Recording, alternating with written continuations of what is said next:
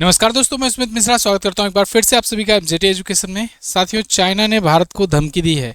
China ने कहा है कि ये इंटरनल मैटर है तिब्बत वाला, इसमें भारत दखलंदाजी ना करे। कौन सी दखलंदाजी कर रहा है भारत, क्यों भारत को चाइना धमका रहा है, आज की वीडियो में पूरा डिटेल से हम लोग समझेंगे। दलाई लामा का पूरा विवाद क्या है, इस वीडियो को देखने के बाद आपको समझ में आ जाएगा। चलिए वीडियो की शुरुआत करते हैं। एक रिक्वेस्ट है आपसे, आप चैनल को देखते हो, वीडियो को देखते हो, लाइक भी करते हो, सब्सक्राइब करना भूल जाते हो। सब्सक्राइब जरूर कर दिया करो, कोई पैसा कोई चार्जेस नहीं लगना है, सिर्फ एक बार क्लिक करना है। नीचे सब्सक्राइब लिख कर आ रहा होगा, क्लिक कीजिए। आप यहाँ पर देख पाओगे आर्टिकल्स आपको मिल जाएंगे। आज इसी पर चर्चा हो रही है। भारत को बीच में ना आने की चेतावनी दी है, चीन भड़क गया है। देखिए, चीन बोला भारत दलाई लामा उत्तराधिकारी मामले से दूर रहे, बीच में मत पड़ो, ये हमारा मामला। ऐसे आप तमाम आर्टिकल देख पाओगे आज के टाइम पर। यह एक्चुअली में बात हो रही है तिब्बत की। तिब्बत वो तिब्बत है जो कभी देश हुआ करता था, अब चाइना के अंदर समा गया है। लेकिन भारत जैसे कुछ देश अभी भी तिब्बत को एक अलग देश के रूप में देखते हैं, मतलब आवाज उठाते हैं समय समय पर कि तिब्बत जो है ये एक स्वतंत्र होना चाहिए। इस पर चाइना ने अवैध कब्जा किया है, अतिक्रमण किया है, एक प्रकार से कह सकते हैं। खैर, आपको अगर मैप में देखना हो तो तिब्बत जो है ये भारत के पड़ोस में हुआ करता था, कभी भारत का पड़ोसी था, लेकिन अब तो भारत का पड़ोसी चाइना हो गया है। चाइना ने तिब्बत पर कब्जा कर लिया। कब कब्जा किया था?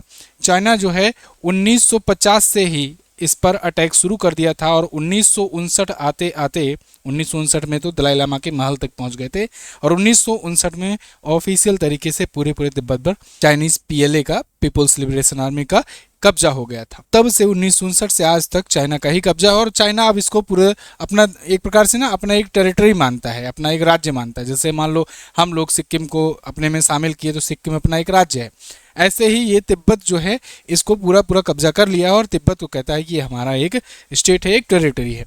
खैर, यहाँ पर तिब्बत में जो तिब्बती समुदाय वाले लोग थे ये 1959 तक भाग गए थे भारत में। उस टाइम के जो दलाई लामा थे, दलाई लामा तिब्बतीय आध्यात्मिक गुरु होते हैं। आप समझो ये कि जो सबसे बड़ा लीडर होता है। तिब्बत जो है, जो कंट्री चलती थी वो बौद्ध धर्म पर आधारित थी, बेस्ड थी, और वहाँ पर एक प्रकार की जो प्रणाली थी, उनका जो तंत्र था, वो दलाई लामा उसमें सर्वोच्च नेता हुआ करता था। सर्वोच्च, और वो नेता इस टाइप का नहीं जैसे लोकतांत्रिक रूप से चुना जाए या पीढ़ीगत रूप से आए, ऐसा नहीं होता था।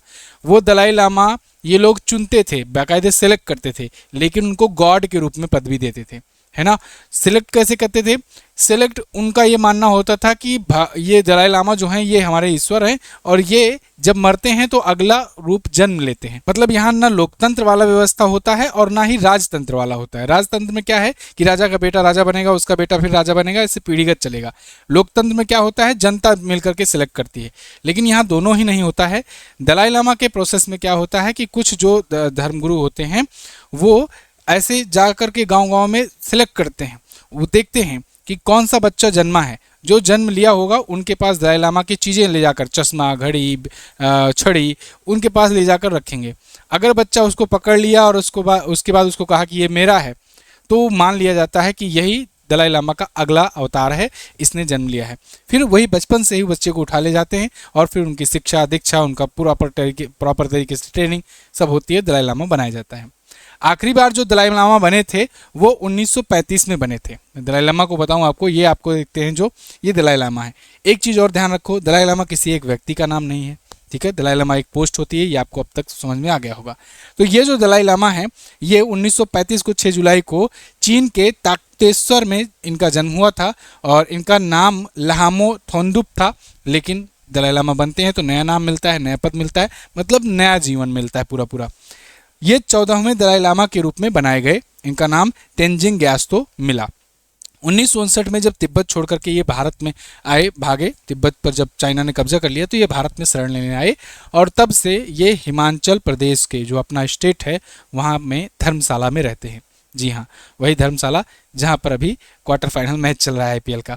खैर, तो 1960 में अपने परिवार और अनुयायियों के साथ हिमाचल प्रदेश के धर्मशाला में ये रहने लगे। 1963 में निर्वासित सरकार के लिए लोकतांत्रिक संविधान का इन्होंने ड्राफ्ट बनाया, और इन्होंने कहा अब हम यहीं पर रह रहे हैं और यहीं पर अपने हिसाब से हम आवाज़ उठाते रहेंगे तिब्बतीय लोगों के लिए।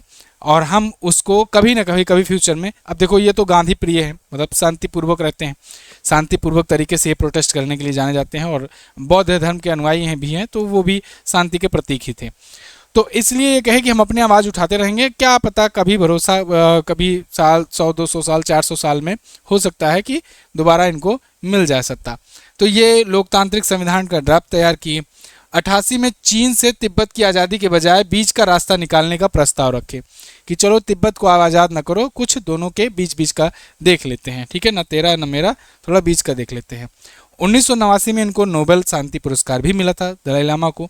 अच्छा, अभी इनको 1959 के लिए इनको जो एशिया का नोबेल कहते हैं रमन मैग्सेसे, वो भी मिला हुआ है।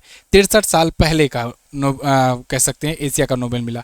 तो रमन मैग्सेसे भी अभी मिला है हाल फिलहाल में कुछ साल पहले, और अभी इनको 1989 में जब इनको नोबेल शांति भी मिल चुका है। 2011 में तिब्बत की निर्वासित सरकार के मुखिया का पद छोड़ राजनीति से इन्होंने संन्यास ले लिया। 2025 में इनका 90वां जन्मदिन था, और इसी के बाद इन्होंने उत्तराधिकारी चुनने की प्रक्रिया बताई। अब यहीं से बवाल शुरू होता है। जब इन्होंने कहा कि हम उत्तराधिकारी चुनेंगे, वहीं से विवाद शुरू हो गया। उत्तराधिकारी की प्रक्रिया मैंने आपको बताया कैसे चुना जाता है कि कुछ धर्मगुरु जाते हैं और गांव-गांव में जा कर के वो देखते हैं कौन सा बच्चा जन्मा है, और वहाँ पर उनके रूप तलाशते हैं, है ना। और उस बच्चे के पास देखिए बौद्ध भिक्षु, अगर और कौन कौन सी गांव में जाएंगे, जो बौद्ध भिक्षुओं के सपने में जो गांव आए रहेंगे, धार्मिक संकेत मिला रहेगा कुछ, या ज्योतिष के आधार पर कोई बच्चा मिलता है अगर, तो उसकी तलाश करते हैं। फिर उसके सामने पुराने वाले जो दलाई लामा रहते हैं उनके सामान रखते हैं, घड़ी रख दिए, छड़ी रख दिए, चश्मे रख दिए, तो ये सब रखेंगे और इस्तेमाल की हुई चीज़ें रखेंगे। अगर वो बच्चा पहचान लेता है, अगर वो बच्चा कहता है ये हमारा है, तब उसे दलाई लामा मान लिया जाता है, और फिर उसे अगला दलाई लामा बनाने की तैयारियां शुरू हो जाती है, उस बच्चे को लेकर आते हैं, ठीक है। तो इनका मानना है कि दलाई लामा मृत्यु के बाद दोबारा जन्म लेते हैं। अब ये पुराने वाले दलाई लामा जो हैं हो गए हैं 90 साल के, और अब नए दलाई लामा की उत्तराधिकारी चुनने की प्रक्रिया शुरू हो चुकी है। अब ऐसे में एक व्यक्ति है जिसको लेकर के चाइना डर रहा है। ये व्यक्ति हैं पेनपा त्सेरिंग। पेनपा त्सेरिंग जो है ये सेंट्रल तिब्बतन एडमिनिस्ट्रेशन के नए राजनीतिक प्रमुख बने हैं। अभी यहाँ पर चुनाव हुआ था पेनपा त्सेरिंग का, और उस चुनाव में इन्होंने 61% से ज़्यादा वोट हासिल किए। वहाँ पर मान्यता है कि 60% से अधिक अगर वोट मिल जाता है तो दूसरे चरण में नहीं जाने दिया जाएगा, पहले ही चरण का जो होगा विजेता, उसे विजेता मान लिया जाएगा। ऐसे में ये बन गए विजेता। अब ये जो हैं ये सेंट्रल तिब्बतन एडमिनिस्ट्रेशन के नए विजेता होने की मदद से अब चाइना को ये डर लगता है कि ये हो सकता है कि जो अगले आने वाले दलाई लामा हैं उनको सिलेक्ट करने में ये अहम भूमिका निभा सकते हैं। तो चाइना को इनसे दिक्कत क्या है? तो दिखने में भी चाइनीज लग रहे हैं। दिक्कत क्या है समझिए। दिक्कत ये है कि इनका जन्म जो है ना कर्नाटक में हुआ था, भारत के कर्नाटक में। ये बयालाकुप्पे में हुआ था। बयालाकुप्पे जो है वहाँ पर तिब्बतीय समुदाय के लोग बहुत सारा मात्रा में रहते हैं, जैसे धर्मशाला में बताया मैंने, धर्मशाला में रहते हैं, लद्दाख में भी रहते हैं बहुत सारे तिब्बती लोग। तो ये लोग जब वहाँ से भाग कर आए थे ना, तो भारत के अलग अलग जगहों पर ये शरण लेकर रह रहे थे। भारत ने ऑफिशियल शरण भी दिया था दलाई लामा को, इसी वजह से शायद चीन ने अग्रेसन भारत पर भी दिखाया था 1962 में। खैर, यहाँ पर ये भारत में रहे, पैदा हुए, भारत में पले बढ़े, चेन्नई के मद्रास क्रिश्चियन कॉलेज से पढ़ाई की, लंबे समय तक निर्वासित तिब्बतीय राजनीति में सक्रिय रहे, और अब ये चुनाव भी जीत गए हैं। तो अब ऐसे में चीन को इस बात की डर है कि अगर उत्तराधिकारी तय करने की प्रक्रिया में भारत में मौजूद ये व्यक्ति अगर नेतृत्व इनके हाथ में रही और ये अगर सिलेक्ट करने लगे, तो फिर बीजिंग जो है, बीजिंग की मंजूरी के बिना कोई दलाई लामा नियुक्त हो जाएगा। कोई हो सकता है दूसरा ऐसा दलाई लामा नियुक्त हो जाए जो चाइना के लिए दिक्कत खड़ा कर दे। अब ये जो पुराने वाले दलाई लामा हैं, इन पर ये भी आरोप लगते हैं कि ये डर गए थे थोड़ा सा, और डरने की वजह से ये कई बार जो है सरेंडर टाइप का करने लगे। अब सही था या गलत था, अब जो भी था, कुल मिलाकर के आपके सामने डाटा है कि 1959 से आज तक ये दोबारा तिब्बत पर नहीं जा पाए हैं लोग, भारत में ही रह रहे हैं। चाहे इनकी उदारता समझ लो, चाहे आप कह लो कि ये शांतिप्रिय ज़्यादा थे या गांधीवादी ज़्यादा थे, जो भी था। तो लेकिन अगला वाला भी दलाई लामा ऐसा ही हो, ये कोई ज़रूरी नहीं है। इसी बात का चाइना को डर है। तो चाइना ये चाहता है कि भारत इस मामले में दखलंदाजी ना करे।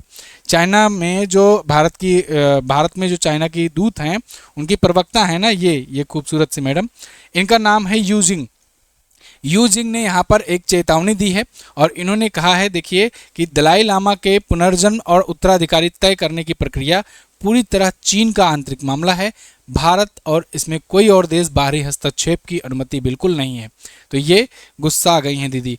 तो पुनर्जन्म सदियों पुराने धार्मिक रीति रिवाजों और ऐतिहासिक परंपराओं के तहत होता है और भारत का दखलंदाजी इनको नहीं पसंद है। ये लंबा चौड़ा चिट्ठा ये लिख करके भारत के सामने दे दी हैं।